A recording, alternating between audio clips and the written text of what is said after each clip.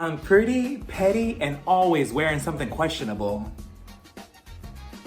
Hello everybody, welcome to my channel. I'm Rafael and I'm here to review part 1 of the reunion to the real housewives who are divorcing their husband and leaving with no alimony, no money, no nothing of Potomac. We start the reunion off with the audio footage of Robin and Giselle's Reasonably Delusional podcast, where Robin goes on to explain that she found out about Juan's mistress because the mistress tried to get in contact with Robin. Then she tried to get in contact with Giselle. Then she tried to get in contact with Andy, production, the camera crew. When that didn't work, she traveled over to Beverly Hills. She tried to get in contact with Kyle Richards, Erica Jane, Dorit, Garcelle, but they were all too busy trying to teach Dorit Spanish. So she traveled over to New Jersey. She tried to get in contact with Teresa Giudice, Joe Giudice, Melissa Gorga, Joe Gorga, but Teresa was too busy trying to figure out why Melissa and Joe are still on the show. Melissa, you're not invited to my wedding. Get over it. You and my brother, you two are not invited to my wedding. Now leave me alone before I flip this table. So she traveled over to Atlanta. She tried to get in contact with Nene Leakes, I believe. She tried to ask her, oh, why don't you come back to the Real Housewives of Atlanta? Nene said no. Then she tried to get in contact with Candy. Candy picked up and she was just like, mistress, is this the same mistress that Marlo kept accusing my husband Todd of being with last season on my show? Because if it is, I don't want to hear about it. I may be small. Oh. So then Robin, she goes on to say, oh, well, if you want any more information on my own personal life, you're going to have to subscribe to my Patreon to find out more. And then everything else went downhill after that. So then we skip forward to February where she was on Watch What Happens Live with Andy. Andy, he was grilling her with all these questions, asking Robin, so Robin, you're on a show where you're supposed to be sharing your entire personal life, yet you don't disclose this. You want to disclose it on a paywall where people have to pay on your Patreon to find out. Why are we doing this? Robin, her best excuse was, well, I mean, Andy, we all have skeletons in our closet, right? And yeah, Robin, that could be true, but I mean, our skeletons are not paying for our mistress's hotel. And then allegedly just walking away. So then we flash back 2 weeks back, and now we're here at the reunion, which, by the way, the whole flash forward, flash fading back, flash this, flash that, it was making me nauseous because at first we started off in January with the podcast, then we're in February, then we're back here, then at this point I was waiting for them to put, flash forward to New Year's Eve, to Christmas, to Halloween, this is our Valentine's Day flashback. It was just way too much. But we're here in New York City where the reunion is taking place. They're all getting here one by one. Wendy, she's getting her hair done. Wendy goes on to say, oh, well, you know, I've spoken my truth this entire season, so I'm not really scared of anything. And I'm like, well, I mean, Wendy, there's not much truth to say because you were barely in the show. I mean, they barely filmed with her, but regardless, she's there. They're all getting ready. Karen, she's in the back. Andy, we see him going to everybody's room. He goes into Karen's room and he's like, so are you happy that Charisse is here? And I'm like, that's the first question that you're asking me as soon as you walk into my room. But Karen, she was just like, well, I mean, Andy, you know, I don't really care if Charisse is here. I mean, you guys filmed with her enough to put her on the show. So that's your decision, Andy. Do you want to buy a candle? I'll give you a 2-for-1 special. So then Andy, I believe he goes over to Mia's room. He asks Mia, so Mia, you know, we have a lot of things to talk about. You know, you, your best friend, your finances, your house that, you know, your family member took from you. Mia goes on to say, I mean, yeah, everybody wants to know what's going on with my best friend, my finances, my house, my job, my everything. Like, check, check, check. You know what? I'm ready to talk about it all. And I'm like, okay, you know, let's see if she feels the same way in 10 minutes. So then he goes over to Robin's room, and of course, Giselle is in there. He tells Robin, so Robin, now that you're officially married to Juan, is he going to be showing up to this reunion for you finally? Robin, she goes on to tell him, you know what, Andy, I was thinking the same thing. What was the question again? No, he can't tonight. He's at work. Like, Robin, seriously, he's at work? Like, this is your first official reunion, married to Juan again, and he's not even gonna show up? Like, that's the least he could do after what he's been putting you through these past, 2-3 years? Like, if I was you, I would have made him feel so guilty. I would have told him, Juan, you're not coming with me to the reunion? You're not? Wow, but I bet you if that other bitch was going, I bet you'll go then, huh? Okay, and I still don't believe you just paying your credit card and just leaving the hotel. Yeah, you think I'm stupid, right? Made him feel guilty until his ass was sitting right behind me on that couch. So then Andy, he was just like, oh yeah, I thought so. I'm like, oh shit. So this is how we're starting this reunion off. So then we finally get to the stage. Andy, he's sitting in the middle. They're all coming out one by one. And as they're telling Giselle to sit down, they're like, okay, Giselle, you're going to sit right here. And then Wendy, you're going to sit right here. Giselle, she was just like all of us, confused. She was just like, wait, hold on. Wendy. Like, why is Wendy sitting next to Giselle, even though Ashley's in the middle? It's just so random, but we'll get to that in a second. So in typical tradition, right, for my reviews for the reunions, we're going to talk about the looks, we're going to break that down, and then we're going to talk about this whole seating arrangement that's a hot mess, and then we're going to talk about the set. So first, we're going to talk about the set. So the whole thing is supposed to be like Miami. I'm not sure why. I guess because that was their big moment this whole season between Wendy and Mia. Honestly, if it was me, it would have been like a bar one setting, like promote bar one in the back. And Peter Thomas, he could have been somewhere in the background, or at least have like a cutout of him holding a sign that said, oh, you can't use the restroom unless you buy something or whatever. You know, that would have been more fitting. But I mean, I guess it's cute. You know, Miami, pink is cute. They're all wearing blue. At first, I'm like, wait a minute. Do the colors clash together? I wasn't sure. But for the most part, the lighting, the colors, everything kind of flowed correctly. So we're going to start off with Mia. Mia. The disrespect that they did to you this entire reunion, starting with the seating placement, because she's basically sitting behind the camera crew. For everything that she's done this entire season, like from lying, making up stories, you know, telling lies, you know, talking about her cancer, no cancer, throwing drinks, purses, trying to, you know, get to Wendy and everything. And they still put you at the very end of the couch. Like, the disrespect, honestly, she should have been second chair to me personally. And then Robin should have been the first chair, followed by Giselle being right next to, what's her name? Next to Mia. But Mia, she's sitting all the way to the left. Like, that is crazy. It just goes to show you, like, no matter what you do this season or any season of The Real Housewives, you could still be promoted to anywhere on the couch. But let's talk about her look. So I've said it before that I'm a sucker for velour, and that's what her dress material was made of. So she gets extra points for that. As for her look overall, I thought she looked pretty nice. It looked pretty good. It wasn't nothing amazing or wow, I'm breathtaking or anything, but I thought she looked good. So then we head over to Robin, who's sitting right next to her, and Robin, they disrespected you as well because you're sitting at the very far end of the couch when honestly, in my opinion, Robin should have been the first chair finally for this season because she was just doing way too much along with Mia, and she was involved in a lot of the drama, a lot of the storylines, a lot of everything, right? She even got married this season and the producers were like, yeah, we don't care. You're gonna go sit over there.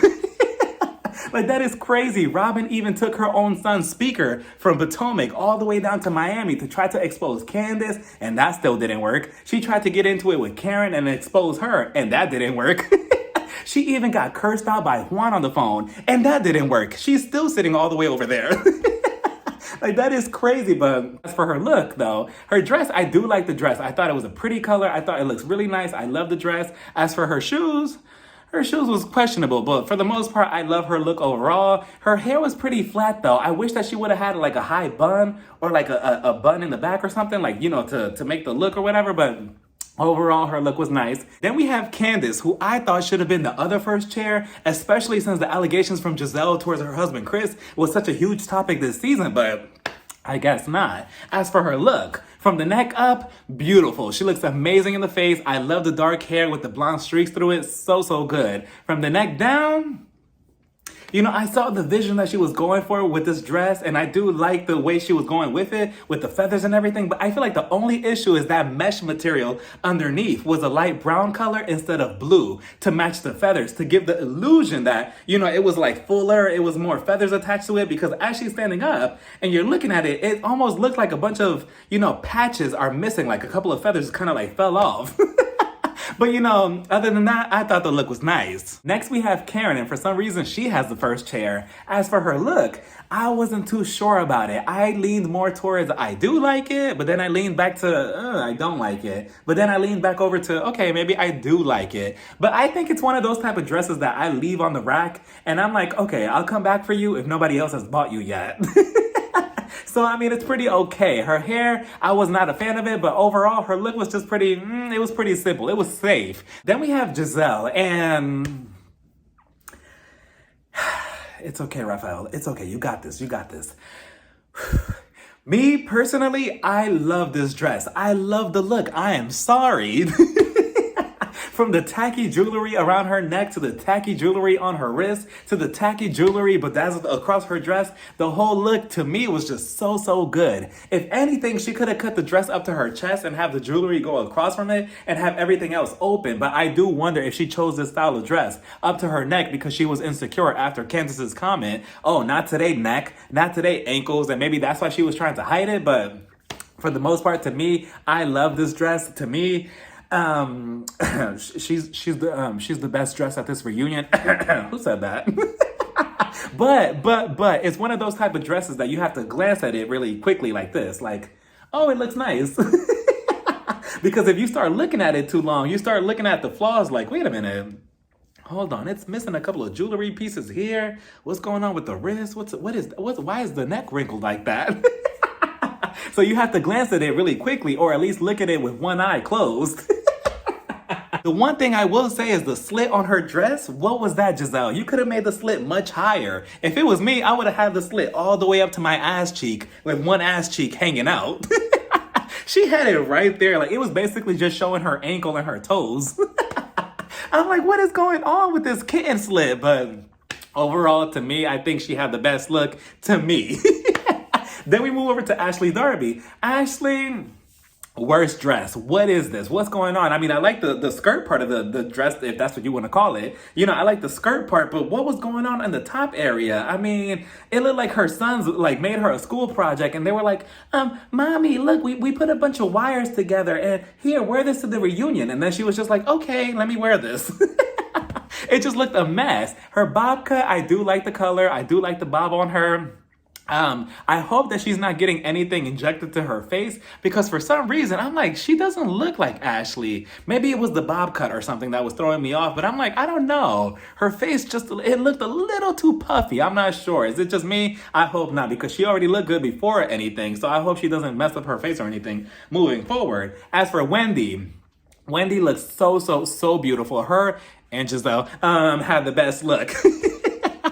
In my opinion, I think she looked really beautiful. I love I think the flamingo part of the dress, the whole thing just looks so nice. She looks beautiful. I think, you know, like I said, her and Giselle have the best dress at this reunion. As for my reunion look, it's inspired by Giselle. Words that people never use. Let me give you a closer look at the jewelry. Ah, yes, take a good look. Bling, bling, bitches are mad. Yes, this is all Cartier. Is it Cartier? It's all Cartier, yes. And it's not going to be on the website because it's not Cartier, but mind your business. But yes, it's Cartier. But I love it. You know, I feel the spirit of Giselle getting inside of me. Like, I feel like being messy after this review and going to mess up somebody's marriage. Andy starts off by greeting everybody, so he tells Karen, you're the Muhammad Ali of live shows, right? Karen, she loves that title, so she tells Andy, of course, Andy, not only am I the Grand Dame of Potomac, I'm also the Muhammad Ali of live shows. Would you like to buy a candle, Andy? Would any of you ladies on this stage like to buy a candle from me? I will give you a 50% discount right now if you use the promo code REUNION. Go ahead, go buy one right now. I will give you the discount. Go ahead. So then Andy, he moves it over to Ashley. Ashley, you were dating Luke, but not anymore. What happened? Luke, he's also from this other show on Bravo called Summer House, Spring House, Winter House, Fall House, Spooky House, whatever type of house, apartment.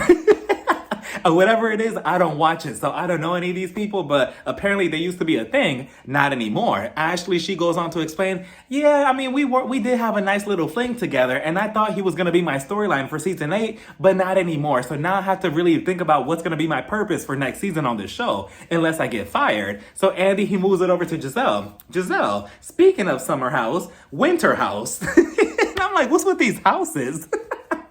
Is it that easy to get a show on Bravo? Like at this point, I'm gonna make what is it like fall condo? But apparently Giselle is dating this guy from Winter House. Again, I don't watch the show. His name is Jason, so I Googled who he was. He's a pretty handsome man, so Giselle, kudos to you. Jason, if you're watching this, blink twice if you're in danger. Like he like willingly went into this relationship with Giselle, knowing who she was, or did he not ever watch all of the other seasons of Potomac with Giselle on it? Because if not, but good for Giselle and good for Jason. Hopefully now she'll mind her fucking business now that she has somebody to make her happy. So then he moves it over to Wendy. He had nothing to say to Wendy. He was just like, so you're still drinking water, right? Good? Oh, okay. So anyways, let's move over to Robin. I'm like, wow, okay, man. He tells Robin, finally you're married. How does it feel? Robin, she was just like, I'm pretty happy. I'm pretty good. It feels nice. Oh man, I hope they don't know about his mistress. Just smile and wave. Smile and wave. She was shaking in that dress, just sitting on that couch like, does Andy know? Does he not know? So then he moves it over to, I believe, Candace. I'm not sure if he was trying to be playful or shady with his comment towards Candace when he said, you know what, Candace, I'm just going to say it right now before everybody else says it to you online, but you look like the Cookie Monster in this dress. And I'm like, Cookie Monster? I never looked at Candace's dress and thought, yeah, she definitely looks like Cookie Monster, or she's paying homage to Deborah. I never thought about that, so I'm not really sure what he meant by that. I'm glad that Candace was like, oh yeah, it's supposed to be a Cookie Monster look. What about it? Like, I'm glad that she didn't give him a chance to offend her in that way, but he moves it over to Mia. Mia, so does a frog definitely have a watertight asshole? And I'm like, what kind of greeting is this? Mia was just like, yeah, like, of course. And I'm like, okay, whatever. So then he moves it back to Ashley.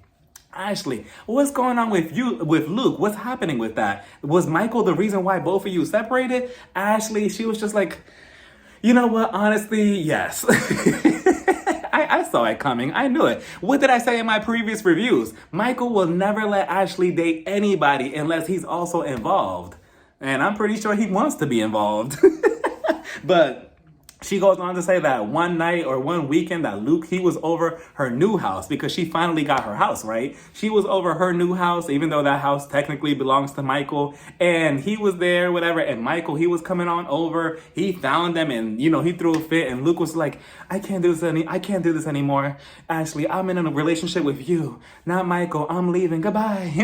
So he ran off and he left Ashley in the dust, and that was that. But what did I say in my review before? That the relationships that Ashley have moving forward for Michael will never work because he's always going to have some type of control over that house. She goes on to say, oh yeah, no. I have my own rules and my own key, and he has his own key to the house. And I'm like, why?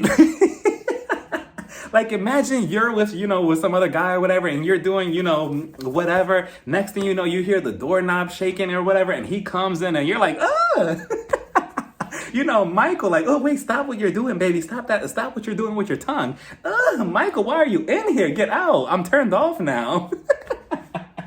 Like, it could be pretty scary and pretty disturbing, but she goes on to say that the house is, underneath his name, but she still has all the rules. It gets worse because I believe Andy, he goes on to say, so wait a minute. So what's going on with this prenup of you and Michael? Ashley, hold on. Let me rest a little bit because Ashley, she goes on to say, oh yeah, the prenup. So I get no money from this whole, divorce between me and Michael. I get nothing. And I'm like, where is Uncle Lump so he could call you dumb? By the way, we never saw that scene that we saw in the trailer of Uncle Lump telling Ashley, are you dumb or why are you thinking like this or something like that he said. We never saw that scene, but Ashley, what is wrong with you? Like, she goes on to say that in the prenup, basically everything that he entered this relationship with Ashley, everything that he made before her, it's all his. Even if he invested that same money in new projects along with Ashley, that money still belongs to him. And I'm like, really, Ashley? Really? So you leave this whole relationship, this whole marriage that you had with the zombie, you leave with 2 kids? That's it? I mean, no, not that's it. Because obviously, children are precious and joys and whatever, but you leave with no money? Did he at least give you any Beyonce tour tickets? Like the good seats too, because I'm pretty sure that he could afford them. The Club Renaissance. Not even that, at least the nosebleed seats, something, but I'm pretty sure he didn't give her that either, and she won't be attending. But Ashley, if you really left this entire marriage with no money at all to your name, don't ever bother showing up to Sheila's house ever again. Your tagline for next season should be, the only thing messier than 2 boys is my bank account. Like, that is sad. So then Andy, he asks a fan question. Portia from Los Angeles, So, Ashley, Portia wants to know. She feels like you're never ever really gonna divorce Michael. You're just using this for a storyline, and you're just trying to secure the bag instead. And I'm like, ooh, Portia, I don't know who you are, but we need you for next season as a friend of. You're asking all the right questions. Ashley, she was just like, no, that's not it. The only thing is, I want to leave Michael because I want monogamy. And I'm like, oh my goodness, Ashley, you're just pulling shit out your ass at this point. Monogamy my ass. Andy follows that question up by asking Ashley, so you said years ago that Candace was the least successful one in this group. Now she has a growing music career while you're left there with 2 kids, no alimony, a raggedy house, and a divorce. So do you want to take back that comment? And I'm like, well, damn. Andy, you better keep the same hard questioning over there with the Real Housewives of Beverly Hills with Kyle Richards, Erica Jade, and Lisa Rinna. Oh wait, she's not on the show anymore. Ashley, she is trying so hard to keep it together. She was just like, what? Oh no, that's not a mean question at all. No, that's an okay question. I'm pretty successful. No, I'm proud of the woman that I am. I can't even say that myself. I'm pretty proud of the person I am, and I'm pretty successful myself too, in my own way, in my own right. At least my mom tells me that. And I'm sorry to Candace if I ever said that to her years ago.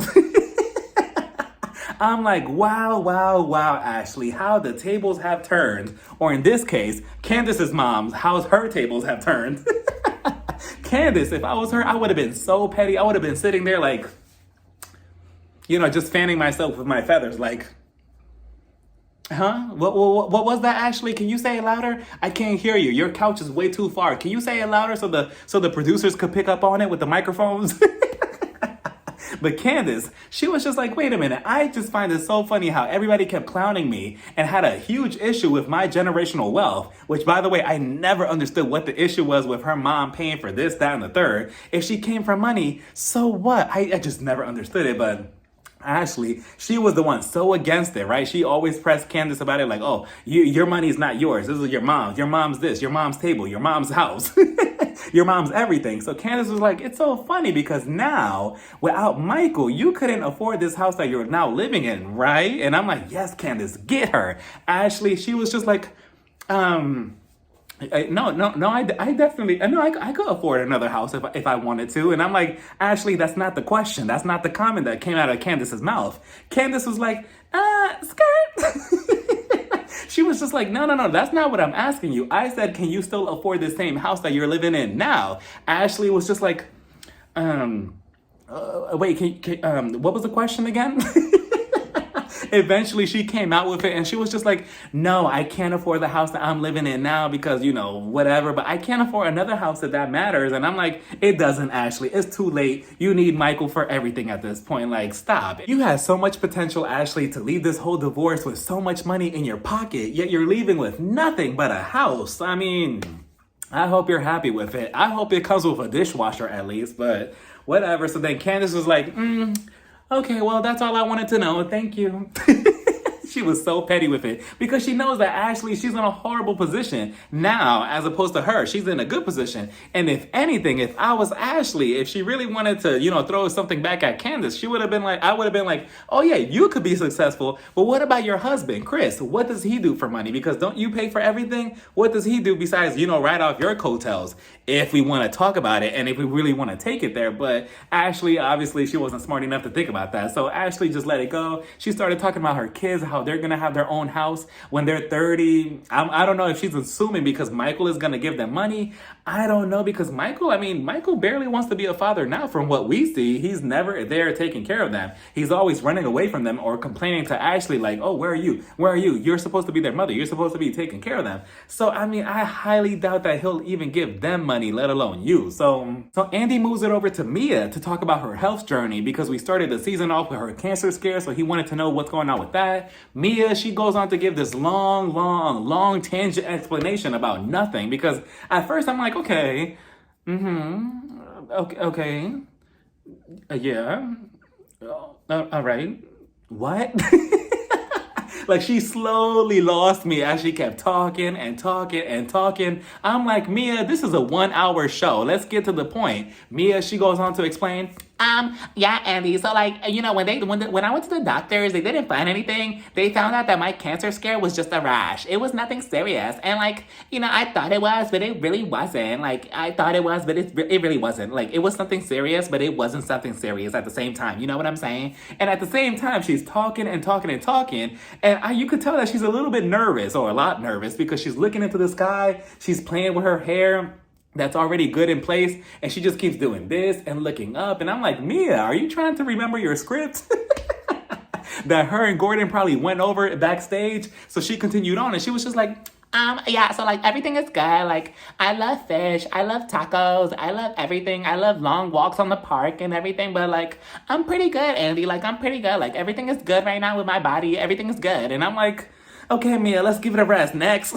So then Andy, he calls out Wendy. So Wendy, you were caught on a hot mic moment calling Mia a liar, even though to her face you said, oh yeah, I believe you. I'm going to give her the benefit of the doubt of this whole cancer situation. Wendy was kind of full of shit, because she was trying to throw Robin and Giselle underneath the bus by saying, oh yeah, no, but at least they were saying that they didn't believe you. They didn't believe you. At least they said it to her face that they didn't believe her from the beginning. Unlike you. Oh yeah, Mia, I was just trying to give you the benefit of the doubt. Mia, she called her out and was just like, no, you weren't. You said it to my face like, yeah, I believe you. But then in the confessional, you're talking shit saying that I'm a liar, I'm this, that, and the third. So which one is it? So Wendy, but then you regained yourself in a couple of minutes, because Mia, she took this opportunity to go after Wendy and her husband, Eddie. She was just like, I would have loved to have had all of you at my hospital to record me in my hospital bed, like your opportunist husband, Eddie, Wendy. And I'm like, wait a minute, Mia. Opportunist husband, Eddie? Where? Like, where did that assumption come from? I did not understand that. Wendy, she was just like, okay, touche, but then she threw it right back at her. She was just like, oh, opportunist husband. Okay, well, maybe your next husband is gonna record you in the hospital bed. And I'm like, wow, not the next husband. And I believe it too. So Andy continues on with Mia by asking her, so you and Gordon, you two lost it all completely, right? Like, you two have no money, you have no business, you have no house in Potomac anymore. Should we even keep you on the show anymore? Like, do you live in Potomac, or should we transfer you to the Real Housewives of New Jersey or Miami? Or should we just start a whole new franchise of the Real Housewives of Charlotte? Are you gonna live there? Like, which one is it, Mia? Mia, she went on this long tangent of talking. And again, if you slow it down and if you really listen, it does make sense. But at some point you're like, huh? And then it doesn't make it any better that everybody on the stage is laughing at her. And you could tell that Mia was just 2 seconds away from a full-on meltdown of crying and throwing a tantrum. Like, she was just seconds away from doing it. So she goes on to say, me and Gordon, like, we were like the CEO. There's like 3 CEOs, right? And me and Gordon, we're like 2, right? Like, it's me, Gordon, and there's another CEO. So when we were at the top or whatever, they just didn't like the direction that we were going in with the company. So they decided to just give us the boot, and that was that. And we had to sell our condo and our house. And we have another a condo in Charlotte. So Andy was just like, wait a minute. So how many CEOs are in this company? You said 3, right? And then Mia was just like, no, there's 15. I'm like, what, Mia? What? Now we're changing the number? So again, they're all laughing at her. Candace is like, wait a minute. And Candace, she works with, in the business with music and everything. So I'm pretty sure she knows what a CEO is. She was just like, wait, Mia, what's going on again with this whole CEO thing? Like, explain that again. So Mia, again, she's just huffing and puffing. She's getting so pissed off. And she was just like, well, okay, so what you're not understanding is that there's 3 CEOs. There's 1, 2, and 3. And then the other ones, they just kicked us out. Like, what is it that you don't understand? If you're not gonna take it serious, I'm not gonna keep talking right now, because you're not fucking taking this serious. Like, right? You're laughing at me to my face. It's not funny. I'm telling you, it was just so hilarious to see her so shook up. I'm like, wow, Mia, so now you don't like it when they're laughing at you, but it's okay to laugh at Wendy and to ice her out. So, whatever, payback's a beat. But she went on and on and on, and she basically said that she lost her condo in Charlotte and somewhere else. She basically lost it all, right? And I'm like, wow, that's very concerning that her and Gordon, they're living in a penthouse now, and they're living off their savings. And I'm like, wow, they really just locked them out the whole account completely. She goes on to say, yeah, like we had our condos and everything when we were bi-coastal. So then Wendy was just like bi-coastal, but Maryland and Potomac and, Charlotte, they're all on the East Coast. I am telling you, I'm surprised that Mia did not snap. Mia was just like, no, when we used to fly out to LA, like to Los Angeles. Like, they were just clowning her, and I almost felt bad. But I'm like, no, you were giving Wendy hell all season, so whatever. And Jacqueline is coming in with her book for the next part too, so we're not over with Mia. Eventually, she basically said that she has nothing, and I do wonder, if what she said about Gordon earlier in the season about her saying, oh yeah, Gordon, he doesn't have any money, he's broke. I wonder if that contributes to anything, because I don't know. So then Giselle, Giselle usually does horrible at these reunions, but for once, she actually has a point, surprisingly. So she tells Mia, I don't know. I'm trying to understand everything that you're saying and how you used your business and everything, but I don't know. I don't want to say that you used your business and everything for, renovations for your house and everything, because it sounds like embezzlement. And I'm like, wow. I was like Candace. Candace was like, I'm like, wow, look, Mia, the same person that you were so far up her ass this entire season. You were trying to make her happy, be on her side, and look, she flipped on you like that, and she accused you of embezzlement on TV. Like, look at that. The IRS that are following Erica Jane right now, they're following you now. Like, oh, wait a minute. Did she say embezzlement? Another housewife? Okay, let me write this down. And it's tax season too. Chose the wrong time to have that put on TV, but Mia, she was just like, embezzlement. No, I would never do that. Like, why would I put myself on TV if I knew I was trying to hide money like that? Wendy, she said it perfectly. That's Housewife 101. Hello. Jen Shah, Erica Jane, Tom, who else? Teresa, Joe Judice, like the list goes on and on and on, Mia. So I hope that this doesn't come back to bite you in the ass, and at some point we find out that you're also a criminal. Giselle starts whispering over to Andy, have you ever slept with a woman before? And I'm like, Giselle, what is with this line of questioning? What are you doing? Andy, he whispers back, no, I haven't, but I kind of want to try it before I'm 60. I'm 54 right now. So Giselle, what does she say? Oh, well, if you turn 60 and you haven't done it yet, I'll be the woman to do it with you.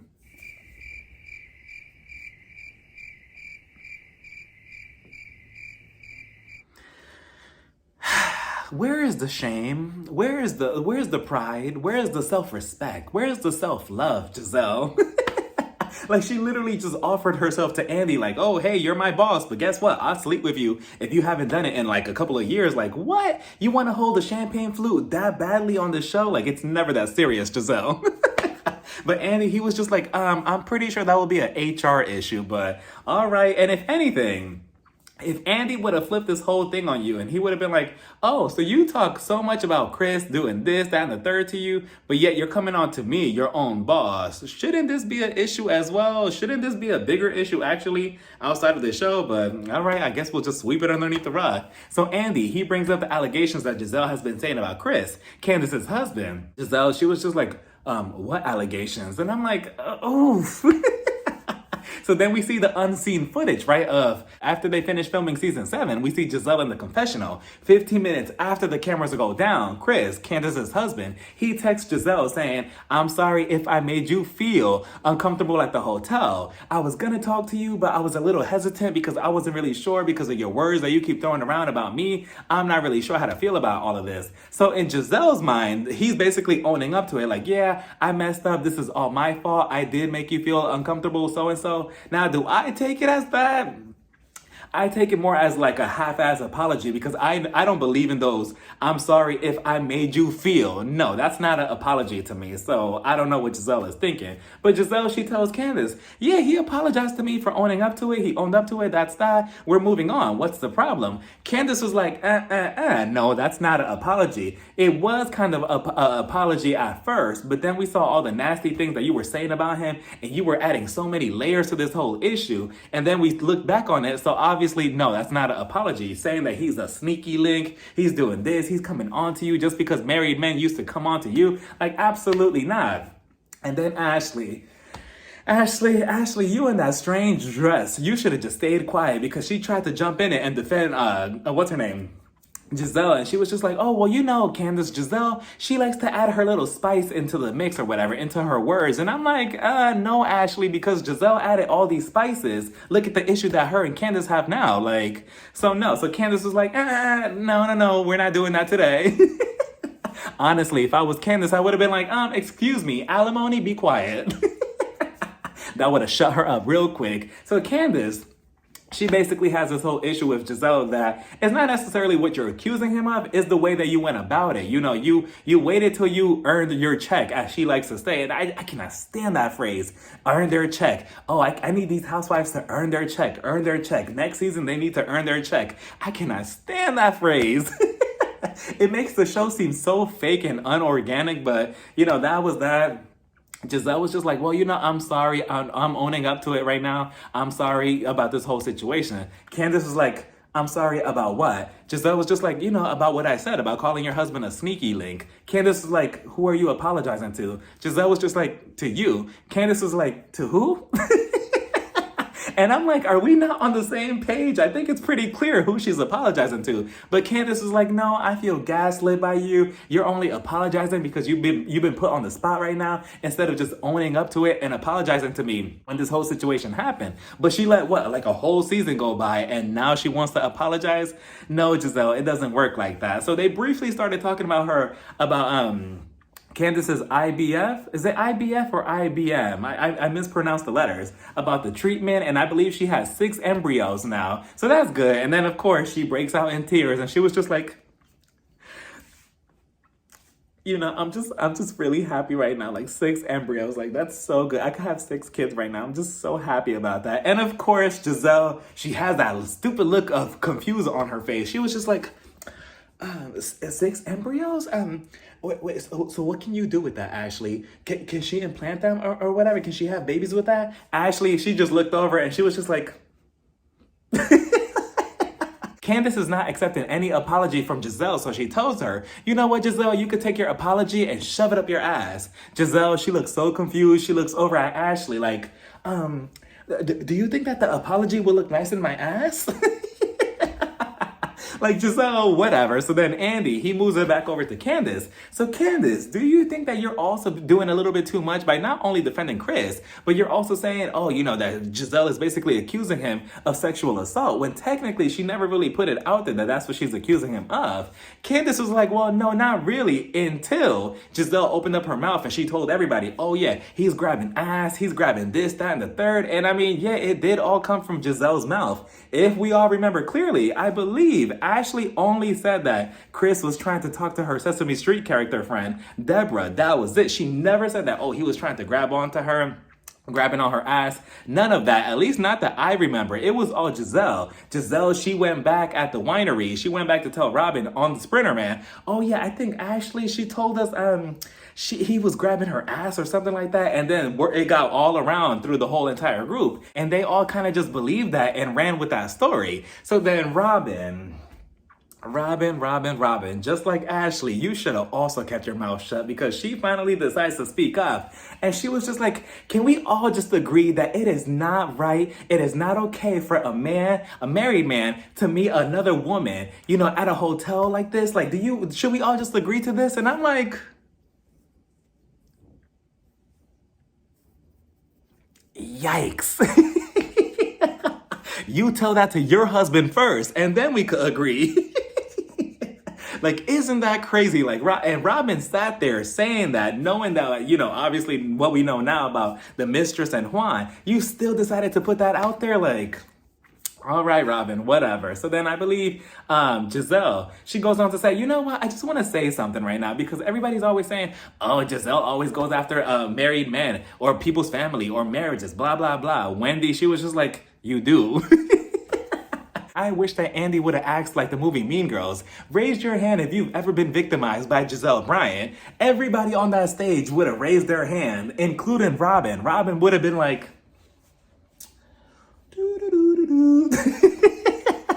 the producers, camera crew, people backstage, Charisse. everybody would have been raising their hand like, yeah, she came after my relationship, even though we were only together for 3 weeks.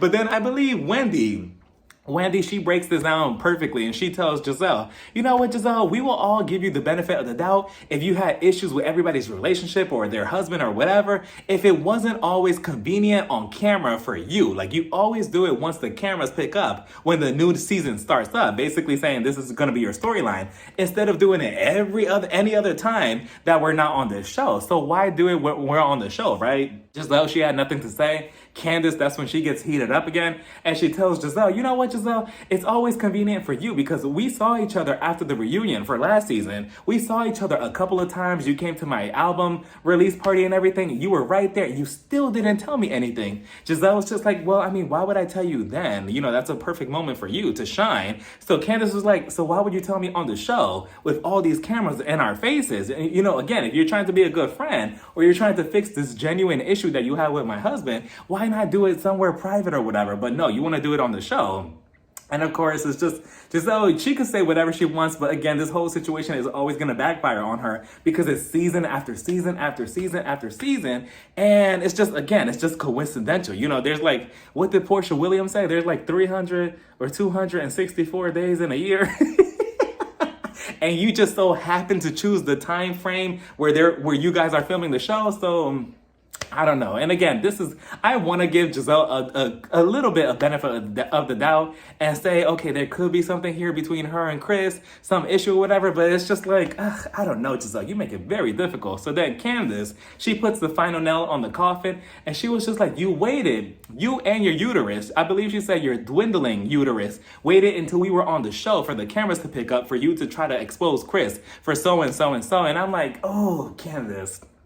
You know, the dwindling uterus comment, as soon as she said it, I'm like, no, I was with you until that comment. And Candace typically goes after people's body parts or their looks as insults when arguing, but let's just say that Giselle was quick enough on her feet and she would have shot back at Candace like, oh, you're calling me dwindling uterus, yet you're the one that needs a needle in your stomach to get pregnant. Who's the real dwindling uterus then, Or, oh, I already have 3 kids. Meanwhile, you have 0. So who's really dwindling in this whole situation or in this argument? Like, would she have been wrong? Would Giselle have been also wrong in this whole situation? Is Candace wrong? I don't know. It's just, I get it. I get that Candace is pissed and everything because, again, she's trying to damage Chris's reputation and everything. But it's just, I don't know, especially in the situation that she's in. It's just such a sticky situation. I don't know. But that's how the first part of the reunion ends. And it just left off with me questioning this whole thing.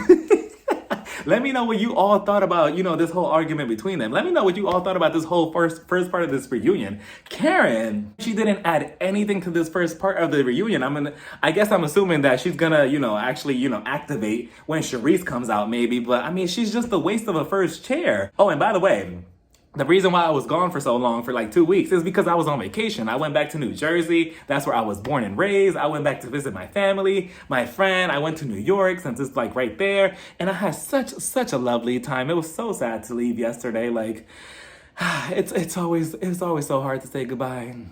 Unless you're Ashley. Then, Ashley, she left Michael with no money, and I'm still not over that situation. But enough about her. But yeah, my trip was nice, and it was cute and everything, but now I'm back and everything, and yeah, that's why I was gone for a while, but now I'm back. So let me know what you all thought about this whole entire reunion, this first part of the reunion, down in the comments, and tell me who was your best dressed at this reunion as well. Bye, everybody. Mwah. Oh, by the way, I'm still going to go out and be messy tonight. I'm going to go ruin a marriage right now. Bye. Mwah.